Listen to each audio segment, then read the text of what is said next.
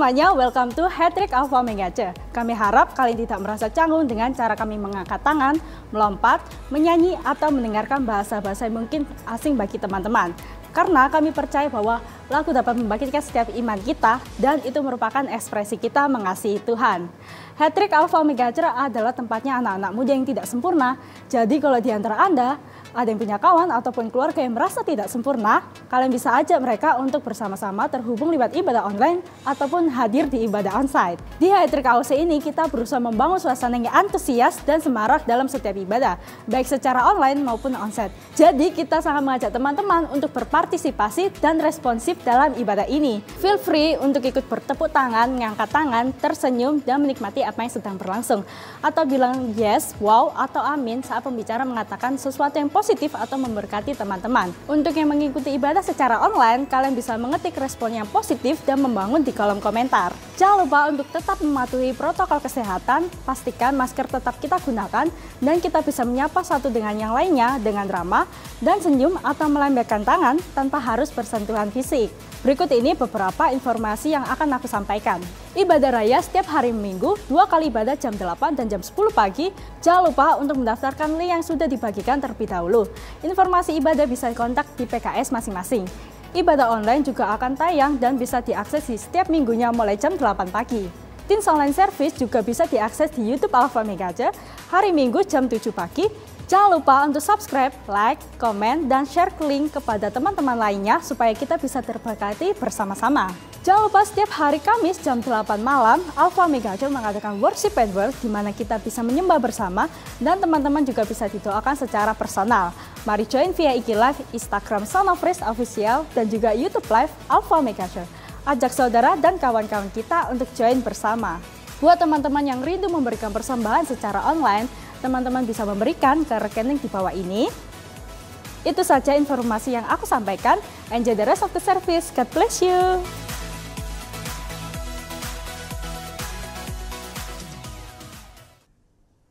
Halo semuanya, senang banget, welcome banget buat teman-teman di Alpha Omega Church Teens Online Service. Aku harap kalian selalu dalam kondisi yang sehat dan tentunya semangat dan antusias terus di dalam Tuhan. Nah, hari ini di bulan Februari hari ini, kayaknya nggak afdol kalau di bulan Februari itu kita nggak bahas tentang yang namanya cinta-cintaan nih. Nggak afdol banget kalau kita di bulan Februari nggak membahas tentang relationship nih. Nah, di part 1 kemarin di minggu lalu kita sudah ngebahas pacaran beda agama boleh nggak sih? Nah, kalau pacaran beda agama boleh nggak sih? Terus setelah itu di part kedua ini kita mau bahas apa ya?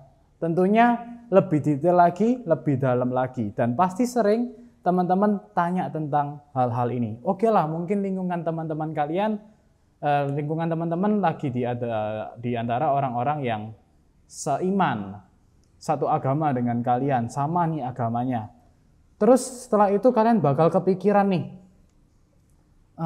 gimana ya kalau aku itu bisa tahu kalau si A ini itu dari Tuhan. So, kita akan bahas di firman hari ini, bagaimana aku tahu dia dari Tuhan. Nah, menarik banget nih pembahasannya. So, simak firman hari ini. Yang belum bangun bisa bangun dulu. Yang belum cuci muka bisa pause dulu videonya, cuci muka dulu supaya kalian bisa fresh dan kalian bisa ngelanjutin lagi. Oke, aku bakal buka firman hari ini di ayat 2 Korintus 6 ayat yang ke-14. Jadi gini, janganlah kamu merupakan pasangan yang tidak seimbang dengan orang-orang yang tak percaya.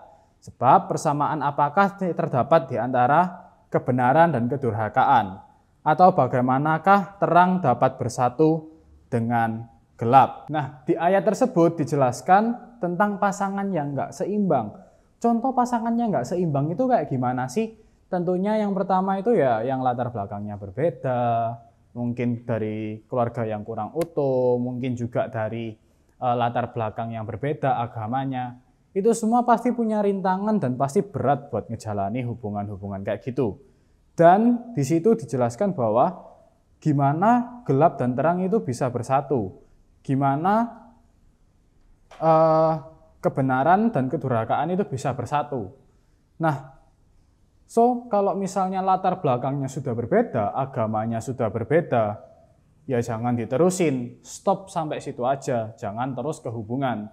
Nah, ada tagline yang cukup panjang, mungkin bisa ditampilin, dan mungkin kalau tagline ini sangat memberkati teman-teman, teman-teman bisa pause dan bisa screenshot dan bagikan di sosial media teman-teman. Tagline-nya berbunyi kayak gini. Selagi masih diberi kesempatan untuk memilih, maka pilihlah. Karena ketika sudah memutuskan pada pilihan pasangan hidup, maka tidak ada kesempatan lagi untuk memilih selain menerima tanpa banyak tanya. Nah, jadi teman-teman ketika sudah memilih pasangan hidup, ketika kalian sudah milih lawan jenis, udah nggak usah banyak tanya, udah nggak usah banyak, duh kamu kok kayak gini, duh aku nggak suka sama kamu. Selain kalian menerima pasangan kalian, waktu kalian sudah memilih, di situ kalian harus bisa menerima pasangannya kalian, kekurangan pasangannya kalian. Nah, dalam hal ini menjadi pertanyaan, bagaimana kita tahu nih pasangan dari Tuhan itu kayak gimana? Pasangan dari Tuhan itu kayak gimana? Nah, ada satu contoh nih, ada satu contoh.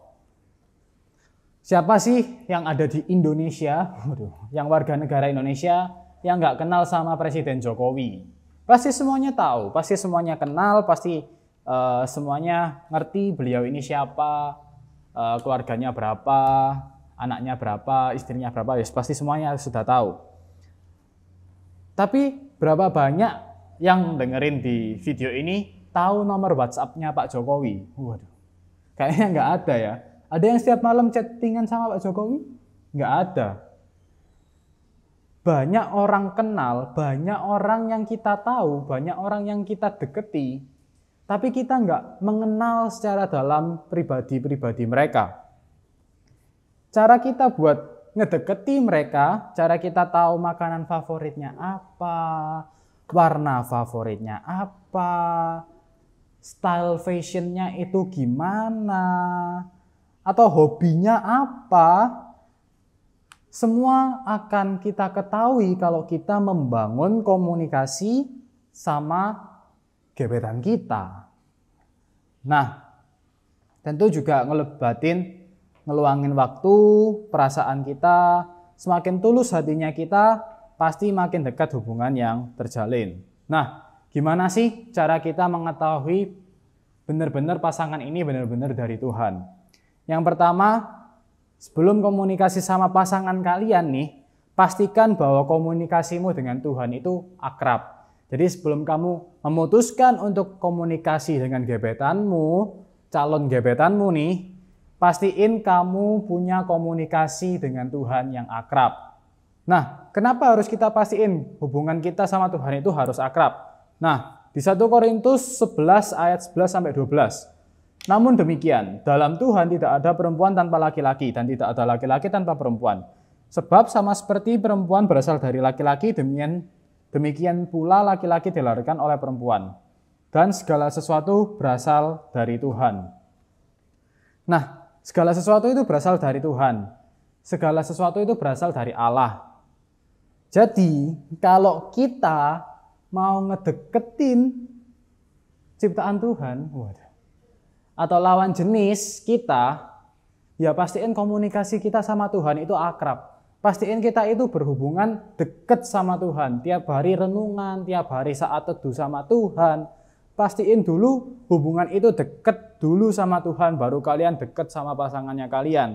Karena nih ya,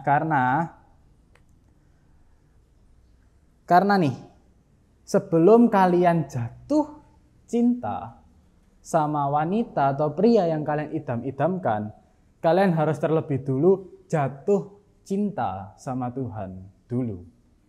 Nah, itu mungkin kata-kata yang harus kalian serap baik-baik, kata-kata yang harus kalian renungkan. Sebelum jatuh cinta sama pria atau wanita yang kalian idam-idamkan, jatuh cintalah terlebih dahulu kepada Tuhan. Dan semakin akrab kalian sama Tuhan, semakin kalian mengerti orang yang kalian idam-idamkan ini berasal dari Tuhan atau tidak. Karena Tuhan itu nggak pernah ngerencanain yang jahat buat kita orang percaya. So, Selagi kalian masih single, kalau kalian dibilang, aduh kamu kok jomblo terus 6 tahun, kamu kok jomblo terus 24 tahun, it's okay. Waktu kalian dibilangnya kayak gitu, ingat tagline yang tadi, selagi masih diberi kesempatan untuk memilih, maka pilihlah. Karena ketika sudah memutuskan pada pilihan pasangan hidup, maka tidak ada kesempatan lagi untuk memilih, selain menerimanya tanpa banyak tanya. Nah, di poin yang kedua nih, Poin yang kedua, memiliki hobi yang sama, yaitu rajin atau suka beribadah. Mungkin semua di sini mikir, hobi kok suka beribadah ini gimana? Hobi kok rajin beribadah ini kayak gimana? Mungkin banyak dari kalian, itu kan nggak zaman now banget, itu nggak anak muda banget, itu udah kayak usia tua-tua. Iya, kalau AI di gerejaku itu cocok. Kalau aku ya enggak, itu kayak orang tua-tua. Nah, kenapa nih hobi kita itu harus rajin beribadah? Kenapa sih kita harus punya hobi yang sama, yaitu suka beribadah? Karena waktu kita beribadah, kita itu happy sama pasangannya kita. Itu enggak cuman waktu kita pergi ke mall, kita main basket bareng, atau mungkin zaman sekarang sering banget nih ya, pasangan-pasangan nih mabar bareng nih, main games bareng, Mobile Legends bareng, Backend Room bareng, main berdua by one. Mungkin banget tuh.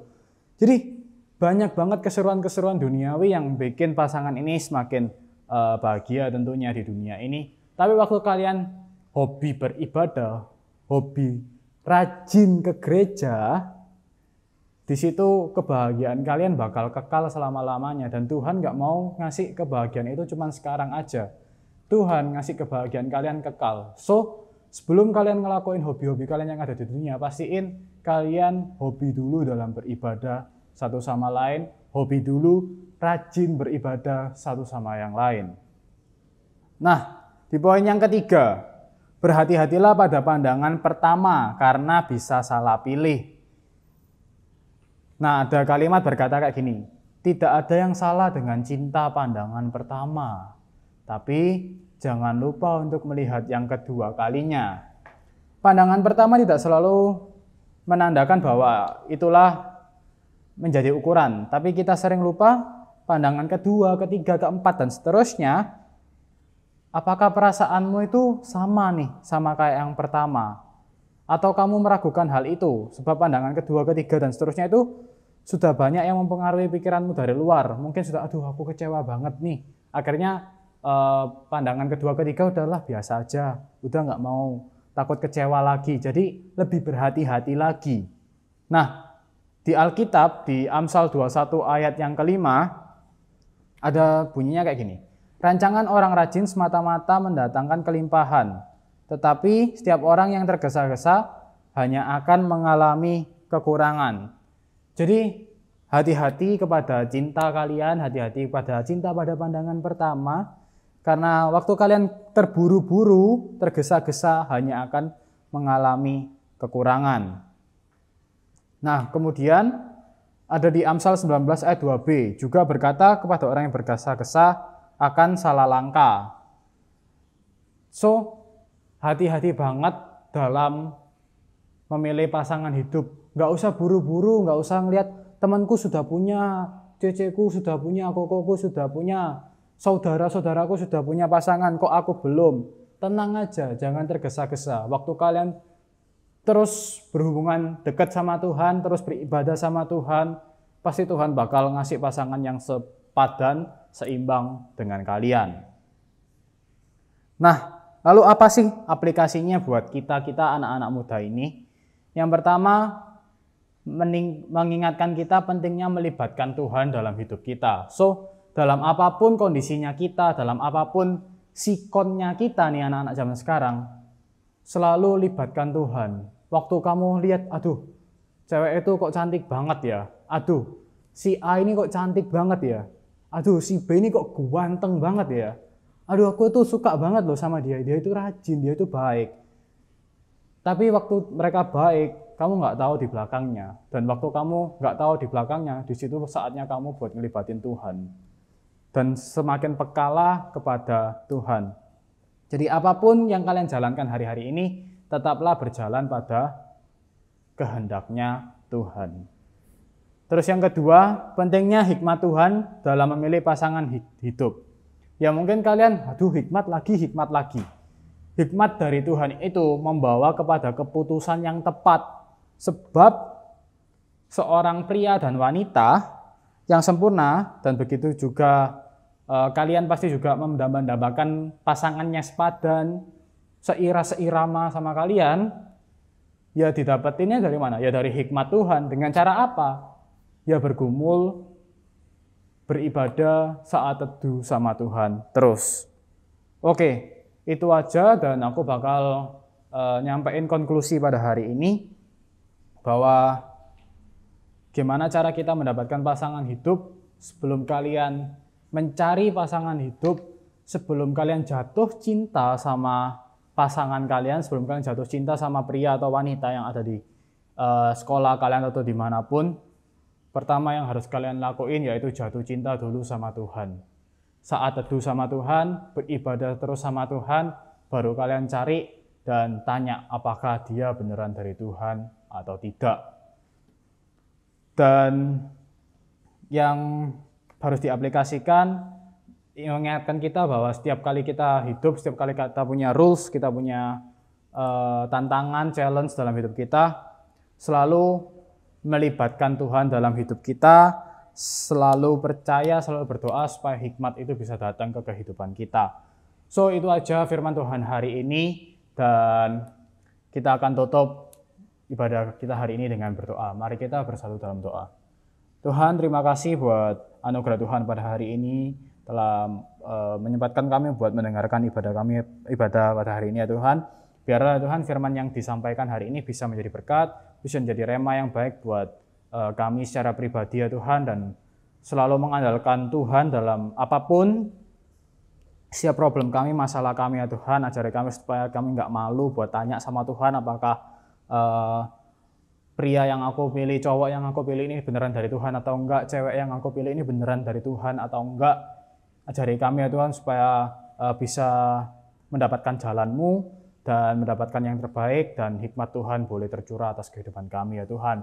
Thank you ya Tuhan, berkati sekolah studi kami dimanapun kami berada, supaya kami bisa menjadi anak-anak yang baik, anak-anak yang semakin cinta Tuhan, dan tentunya berjaya bagi bangsa kami ya Tuhan.